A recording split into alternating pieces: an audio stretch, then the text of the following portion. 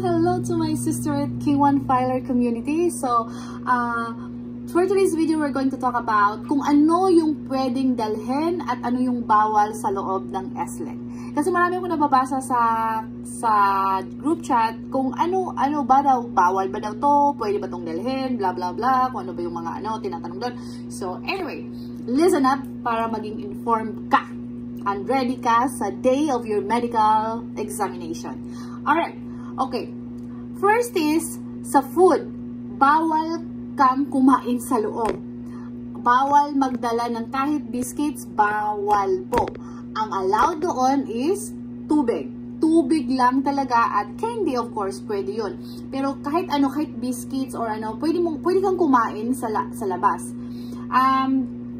Sa time ko, during my examination, na inabot ako doon hanggang alas 4, sobrang aga ko doon, 7 pa ako, nandoon na, 9 yung appointment ko, kaya nagutom talaga ako.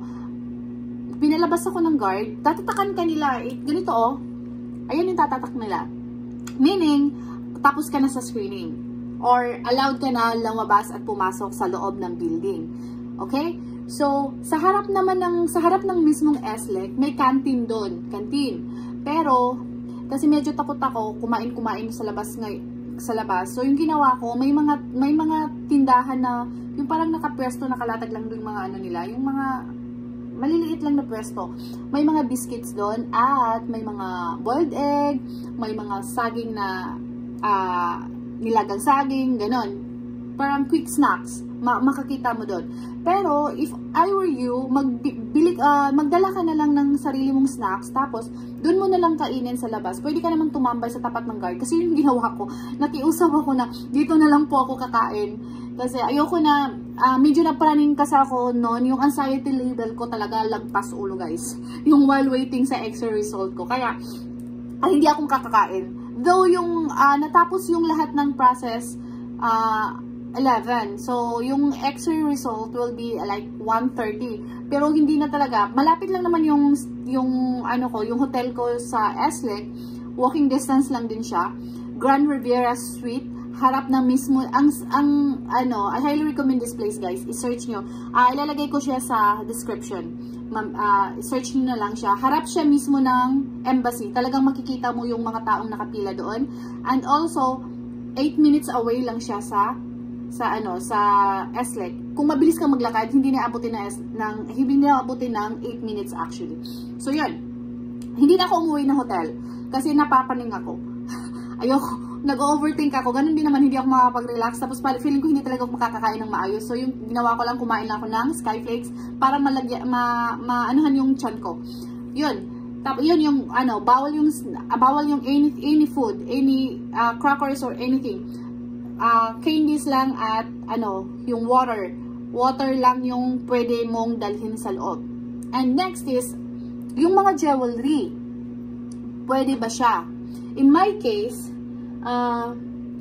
hindi kasi ako, kasi nasa ermita tayo, hindi naman sa pagiging stereotype kind of person, pero nasa kasi tayo sa area na medyo mataas yung risk niya ng mga kaya ang ginawa ko, may singsing ako. So, yung iba nagtatanong kung pwede ba daw yung engagement ring, dalhin, okay lang ba daw.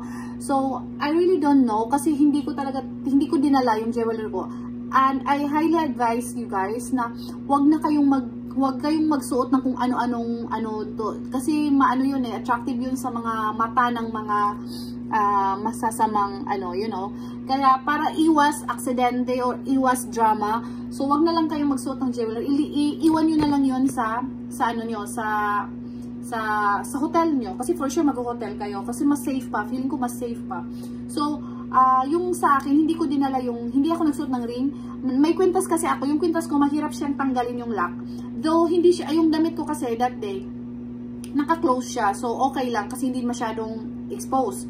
Hindi naka-display. So, yun, sinuot ko siya.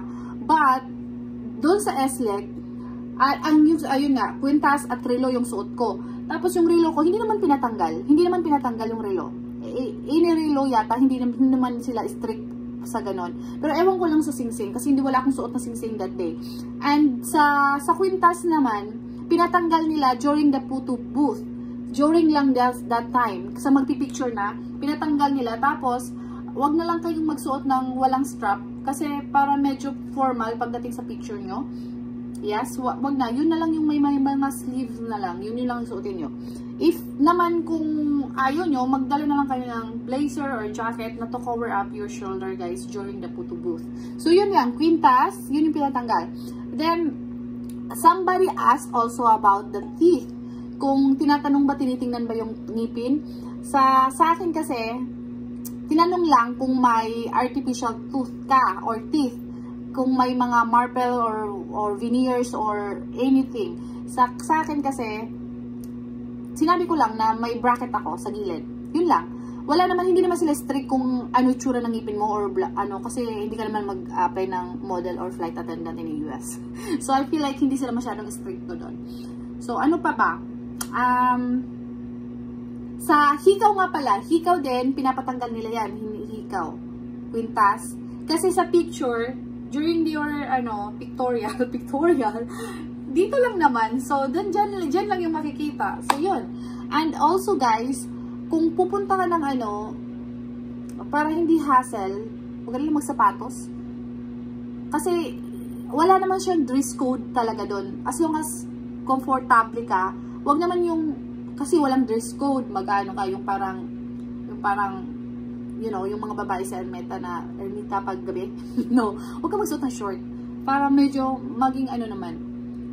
Tapos, or mag-dress ka na lang, or yung anything na mabilis lang siyang hubarin. Yun. Sa akin kasi nag-dress ako that day. So, isang ganunan lang. But during your immunization, siguro, magsuot ka na lang ng short. Pwede short or dress. Huwag ka lang magpantalon. Kasi, minsan kasi may tinuturok sa paa mo. Kaya, para mas, mas komportable, mag-ano ka na lang. Short na hindi masyadong maikli, or palda na hindi masyadong maikli. Tapos, or dress. Yun lang. Then, yeah, wala. Kahit mag-chinelas ka doon sa loob, okay lang. Marami akong nakikita nag-chinelas doon, okay lang. So, ano pa ba? Yun lang ang na bawal yung any kind of food, like crackers or anything.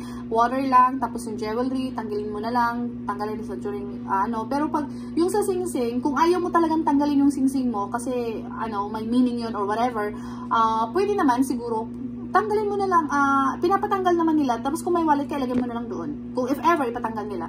So, that's it for today, guys. Yeah, I hope this video will help you.